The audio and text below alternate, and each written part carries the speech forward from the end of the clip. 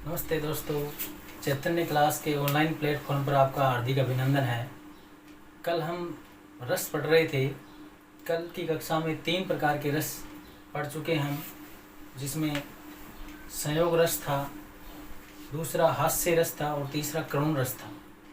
आज भी हम 3 रसों को पढ़ेंगे, जिसमें पहला है वीर रस, दूसरा रौद्र रस और तीसरा है भयानक रस। यानी हिंदी काव्य शास्त्र की तैयारी चल रही है। हिंदी साहित्य में काव्य शास्त्र का पार्ट है और काव्य शास्त्र में रस है, वो बहुत ही महत्वपूर्ण टॉपिक है। तो 3 रस को कवर करेंगे आज हम, वीर रस, रौद्र रस और भयानक रस। 9 रस हैं, 9 में से 3 कल देख चुके हैं और 3 आज हैं और 3 परसों की कक्षा में देखेंगे। सबसे पहला वीर रस है। देखिए वीर रस क्या होता है।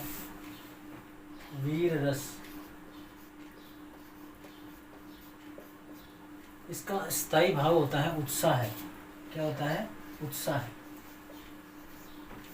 यानी ऐसी रचना जिसको पढ़कर या सुनकर हमारे मन में उत्साह का भाव संचारित हो, जोश आए, तो वो कौन सी रचना किस रस में आएगी? वो वीर रस में आएगी ऐसी रचना।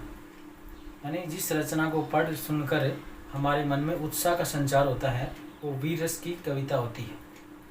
यानी जैसे मरुबाजा को देखकर, चारण भाट के गीत आदि सुनकर, यानी उनकी जो जोशीली कविता थी, पहले राजा महाराजाओं को सुनाया करते थे, वो युद्ध के लिए प्रेरित करने के लिए, और जोश बढ़ जाया करता था उनमें। तो ऐसी कविताएं कौन से रस से भरपूर होती हैं? वीर रस से युक्त होती हैं। जो रचनाएं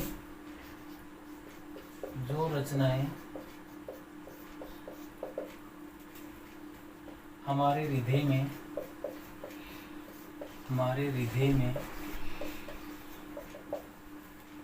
उत्साह है, जोश, पराक्रम, शौर्य इत्यादि जागृत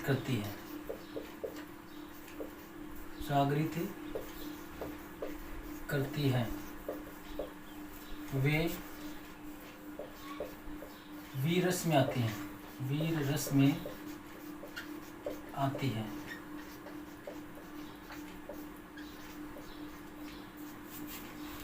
यानी हमारे हृदय में जो उत्साह और जोश, पराक्रम, शौर्य का संचार करे, वो वीर रस से युक्त रचना होती है।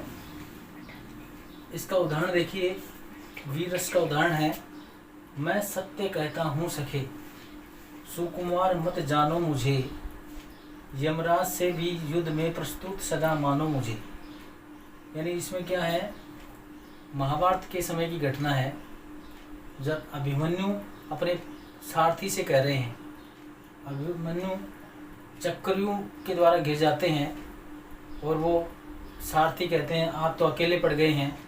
तो वो क्या कहते हैं कि हे सारथी, मैं सत्य कहता हूँ, मुझे आप सुकुमार मत समझो, कोमल बालक मत समझो, यमराज से मैं युद्ध में लड़ने को तैयार हूँ। यानी एक प्रकार का वीर रस, शौर्य, उत्साह था उनमें, और वीर रस के द्वारा उन्होंने अपने सारथी को भी प्रेरित किया है। तो मैं सत्य कहता हूँ सखे, सुकुमार मत जानो मुझे, यमराज से भी युद्ध में प्रस्तुत सदा मानो मुझे। यानी युद्ध करने के लिए वो लालायित हो उठे, उनमें शौर्य, पराक्रम जग गया। तो ऐसी रचनाएं जिनको पढ़ सुनकर उत्साह का संचार हो, वीर रस के अंतर्गत आती है। इसी प्रकार अन्य उदाहरण भी हैं इनके, जैसे सुभद्रा कुमारी चौहान की कविता है, रानी लक्ष्मीबाई की, खूब लड़ी मर्दानी वो तो झांसी वाली रानी थी, चमक उठी 57 में वह तलवार पुरानी थी। इसमें भी वीर रस का उत्साह हुआ है। जैसे सेकंड उदाहरण इसका, चमक उठी सन 57 में, चमक उठी सन 57 में वह तलवार पुरानी थी,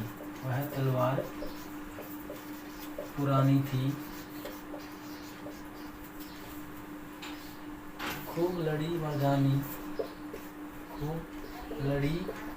मर्दानी वह तो झांसी वाली रानी थी। मर्दानी वह तो झांसी वाली रानी थी। रस्सी वाली रानी थी। यानी सुभद्रा कुमारी चौहान की इन कविता में भी रानी लक्ष्मीबाई के शौर्य का बड़ा ही सुंदर वर्णन किया गया। तो ये कविता भी वीर रस के अंतर्गत आएगी। अब अगला रस है रौद्र रस। अब रौद्र रस देखिए, रौद्र रस, इसका स्थायी भाव क्रोध है। स्थायी भाव क्या है? क्रोध। इसकी परिभाषा होती है, यानी जो हमारे सामने अपकारक शत्रु होता है, हमारा बुरा चाहने वाला शत्रु होता है, उसको देखकर हमारे मन में क्रोध उत्पन्न होता है, तो वो कौन से रस में आएगी? ऐसी रचनाएं रौद्र रस में आएंगी। हमारे बुराई करने वाला, हमारा अहित सोचने वाला, जो हमारे सामने हमें ललकार रहा है, इस प्रकार के शत्रु को देखकर क्रोध की भावना जागृत होती है और रौद्र रस में ऐसी रचनाएं आती हैं। यानी वे रचनाएं जिनको पढ़कर या सुनकर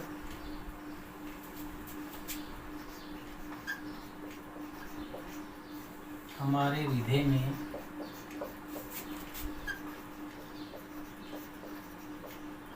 क्रोध उत्पन्न हो या अपकारक शत्रु के बुरे वचन सुनकर क्रोध उत्पन्न होता है। ऐसी रचनाएं रौद्र रस में आएंगी। इसका उदाहरण देखिए, रौद्र रस का। श्री कृष्ण के वचन सुन अर्जुन क्रोध से जलने लगे, सब शोक अपना भूलकर करतल युगल वो मलने लगे। यानी इसमें श्री कृष्ण जब अर्जुन को समझा रहे थे, गीता का सार दे रहे थे, अर्जुन ने लड़ने के लिए मना कर दिया, तो वो समझा रहे थे कि जो बुरे वचन चाहने वाला, जो बुराई करने वाला होता है, जो बुरे कर्म करने वाला होता है, वो चाहे सगा भी क्यों ना हो, वो हमारा क्या होता है? शत्रु होता है। और वो समझाने लगे उनको, तो उनसे प्रेरित होकर अर्जुन को भी गुस्सा आ गया। श्री कृष्ण के वचन सुनकर अर्जुन क्रोध से जलने लगे और अपना सारा शोक भूल गए और करतल युगल मलने लगे। अपने दोनों हाथ है वो जोर से मलने लगे, उनको क्रोध आ गया अत्यधिक, क्योंकि उनके सामने उनके अपकारक शत्रु कौरव थे। उनको देखकर उनको तेज गुस्सा आ गया। तो ऐसी रचनाएं रौद्र रस के अंतर्गत आती हैं। अब तीसरा है भयानक रस। भयानक रस देखिए परिभाषा इसकी। भयानक रस स्थायी भाव भय होता है इसका। स्थायी भाव क्या होता है इसका? भय। स्थायी भाव भय, यानी ऐसी रचना जिसको पढ़ सुनकर हमारे मन में भय का भाव जागृत हो। जैसे हमारे सामने कोई शेर है, कोई जंगली जानवर है, इसको देखकर भी हम भयभीत होते हैं, या कोई बलवान शत्रु है, उसको देखकर भी हम भयभीत होते हैं। तो वहाँ पर भयानक रस होता है। भयानक रस का स्थायी भाव क्या है? भय है। यानी किसी बलवान शत्रु को देखकर, बलवान शत्रु को देखकर या हिंसक जानवर को देखकर,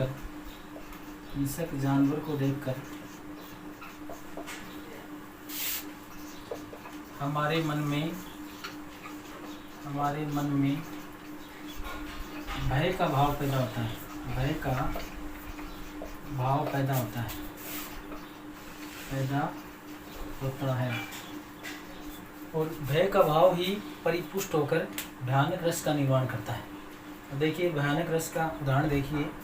समस्त सर्पों संग श्याम ज्यों गढ़े, कालिंदी नंदिनी के शुभ अंक से खड़े किनारे जितने मनुष्य थे सभी महाशंकित भयभीत हो उठे। यानी श्री कृष्ण हैं वो कालिंदी नदी यमुना नदी है उनके अंदर मतलब उनकी गेंद चली गई थी, तो उन्होंने मतलब शेष नाग का जो अवतार था उसका दमन किया था और उनके चारों ओर भयंकर विशाल सर्प थे वो लटके हुए थे। उसको देखकर जो नदी के किनारे जो जितने मनुष्य खड़े थे वो सारे शंकित हो उठे और भयभीत हो गए कि ये छोटा सा बालक है, इन्हें ये जहरीले सांप हैं, ये काट जाएंगे, ये मृत्यु को प्राप्त हो जाएगा। तो इस प्रकार वो वहाँ के मनुष्य थे वो भयभीत हो उठे उनको देखकर, सर्पों को देखकर, भयानक जहरीले सर्पों उनको देखकर। तो ऐसी रचनाओं में भयानक रस की रचनाएं होती है, ऐसी रचनाएं यानी वह रचनाएं जिसमें स्थायी भाव भय हो, बलवान शत्रु को देखकर या हिंसक जानवरों को देखकर भय का भाव पैदा कराएं, वो भयानक रस के अंतर्गत आती हैं। इस प्रकार ये आज 3 रस थे।